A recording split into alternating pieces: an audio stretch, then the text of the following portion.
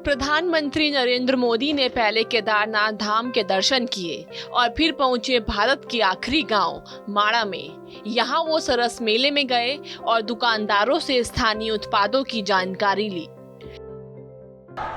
माणा गांव भारत के अंतिम गांव के रूप में जाना जाता है, लेकिन जैसे हमारे मुख्यमंत्री जी ने इच्छा प्रकट की, अब तो मेरे लिए भी सीमा पर बसा हर गांव देश का पहला गांव ही है। माणा गांव बद्रीनाथ से 3 किलोमीटर की ऊंचाई पर है। इसे भारत का आखिरी गांव कहते हैं। कहा जाता है कि इस गांव का नाता महाभारत काल से भी जुड़ा हुआ है। आइए आपको बताते हैं कि भारत के इस आखिरी गांव से जुड़ी कुछ खास बातें।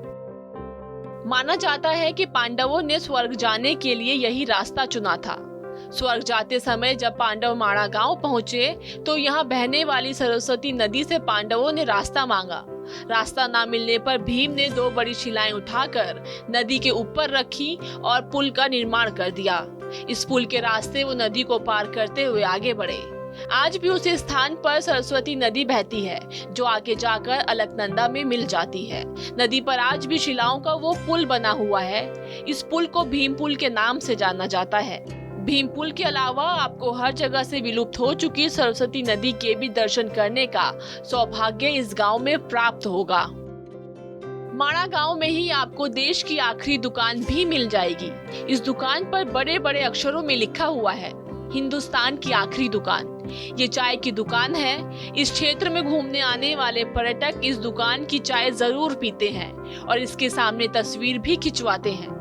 इस क्षेत्र से कुछ दूरी पर चीन की सीमा भी शुरू हो जाती है, इसलिए इस इलाके में सैनिक गश्त करते हुए भी दिखाई देते हैं।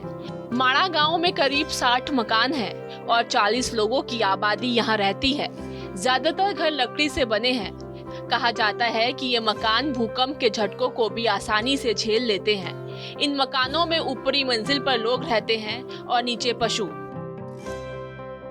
इसके अलावा गांव में ऐसी तमाम जड़ी बूटियां हैं जो सेहत के लिहाज से अच्छी मानी जाती हैं। इन सब के अलावा यहाँ गणेश गुफा, व्यास गुफा भी देखने लायक है।